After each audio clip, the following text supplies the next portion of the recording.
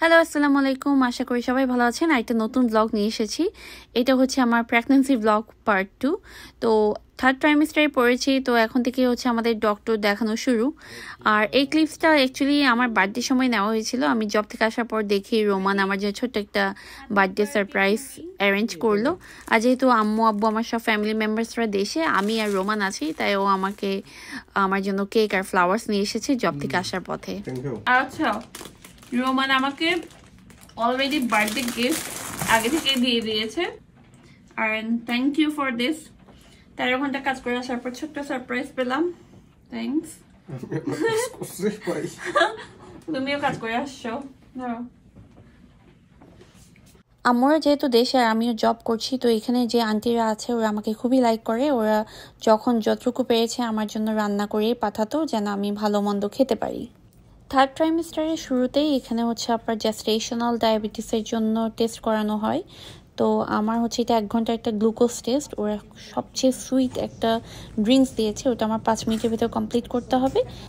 1 ঘন্টা ওয়েট করার পর ওরা আমার ব্লাড নিচ্ছে। এই রেজাল্টটা আমি কালকে পাবো, মানে আমার ডায়াবেটিস আছে কি না নাই। প্রেগনেন্সিতে আসলে অনেকেরই জেস্টেশনাল ডায়াবেটিসটা ধরা পড়ে, তখন এভরি উইক আপনাকে ডক্টর দেখবে।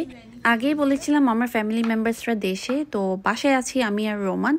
রোমান আমাকে রান্নাবান্নায়ও হেল্প করে যখন ও বাসায় থাকে, আর যখন যা খেতে ইচ্ছা করে দুজনে মিলেই করি। আর হচ্ছে প্রেগনেন্সিতে তো আপনার ক্রেভিংসটা থাকে, এক এক সময় এক একটা খেতে ইচ্ছা করে।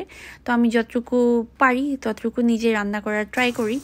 যে কিছু সময় মিষ্টি খেতে ইচ্ছা করে, কিছু সময় হচ্ছে ঝাল জিনিস, বিশেষ করে ঝালটাই বেশি খেতে ইচ্ছা করে।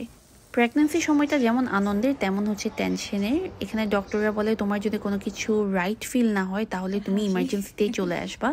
তো আমার কেন জানি ভয় লাগছিল, তাই আমি ইমার্জেন্সিতে আসলাম চেক আপ করার জন্য। আলহামদুলিল্লাহ সব কিছু ঠিক ছিল, বেবির মুভমেন্টও ঠিক ছিল। আমার যেহেতু জেস্টেশনাল ডায়াবেটিসটা ধরা পড়েনি, তাই আজকে আমার 32 উইকস। তো আমার লাস্ট আলট্রাসাউন্ড যদি সব কিছু ওকে থাকে তাহলে আর করতে হবে না। আলট্রাসাউন্ড নিয়ে আমি খুবই এক্সাইটেড থাকি অলওয়েজ, বিকজ বেবিকে দেখতে পাই, বেবির হার্টবিট শুনতে পাই, তাই খুবই ভালো লাগে। যেহেতু আমি আগে থেকে সব শপিং করিনি, এখন লাস্টে থার্ড ট্রাইমেস্টারে আসার পর থেকে বেবির জন্য জিনিস অর্ডার করছি, শপিং করছি। ম্যাক্সিমাম জিনিস হচ্ছে আমি অনলাইনে বাই করেছি, আর কিছু জিনিস হচ্ছে যেটা আমার সামনাসামনি দেখতে হবে, যদি ভালো লাগে তাহলে আমি অর্ডার করব। তো আমরা এখানে মলে চলে আসলাম, আর বেবিদের আউটফিটগুলো এত সুন্দর লাগে, বিশেষ করে মেয়েদের আউটফিটগুলো বেশি সুন্দর লাগে। বাট কিছু করার নেই, ইটস আ বেবি বয়। আপনারা যেহেতু আমার জেন্ডার রিভিলের ব্লগটা দেখেছেন তাই জানেন। তো এখানে আমি কয়েকটা আউটফিট চুজ করলাম গ্যাপ থেকে।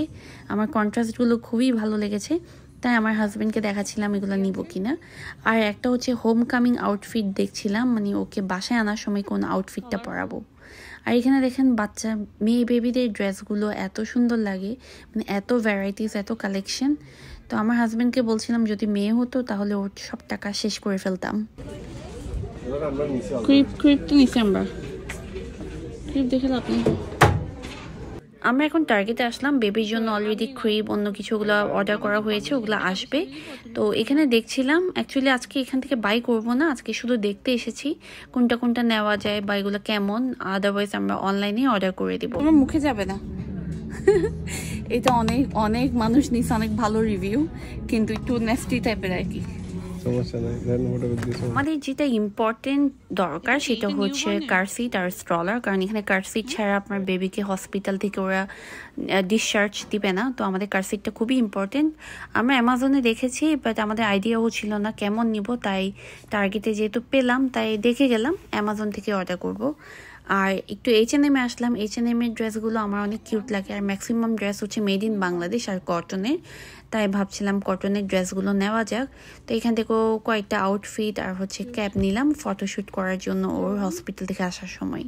বাসায় এসে দেখি রোমানের ওয়ার্ক প্লেস থেকে বেবির জন্য একটা গিফট বক্স আসলো, খুবই নাইস। আর এখানের ভেতর প্রয়োজনীয় জিনিসগুলো আছে, বার্ব ক্লথস, বিবস, আপনার ওয়াইপস, তারপর হচ্ছে বেবি লোশন, শ্যাম্পু, সব কিছু। তো এই ব্র্যান্ডের। আর একটা সোয়াডেলটা অনেক বেশি হেল্পফুল। তো আমরা দেখছিলাম কীভাবে ইউজ করা যায়। প্রেগনেন্সি টাইমে হচ্ছে আপনার যত বেশি হাঁটবেন তত ভালো, আর কোনো যদি রেস্ট্রিকশনস না থাকে, অফকোর্স ডক্টর আপনাকে যেমন বলে তেমনই চলা উচিত। তো আমার যখন জব থাকে না তখনই নেবারিং এরিয়াগুলোতে হাঁটা ট্রাই করি, পার্কে আসি। আর জব থাকলে তো 13 ঘন্টায় হচ্ছে আপনার দৌড়ের উপর থাকতে হয়। তো আজকে যেহেতু জব নেই তাই ভাবলাম একটু পার্কে যাওয়া যাক, সাথে কিছু স্ন্যাক্স রেডি করে নিয়ে যাই। তো আম্মু পেঁয়াজু করলো তাই পেঁয়াজু নিয়ে আসলাম। খেতে খেতে ভালো একটা টাইম স্পেন্ড করলাম।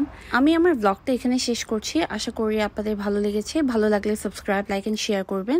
আর আমার বেবি শাওয়ারের ব্লগটা আমি খুব শীঘ্রই আপলোড করব। আল্লাহ হাফেজ।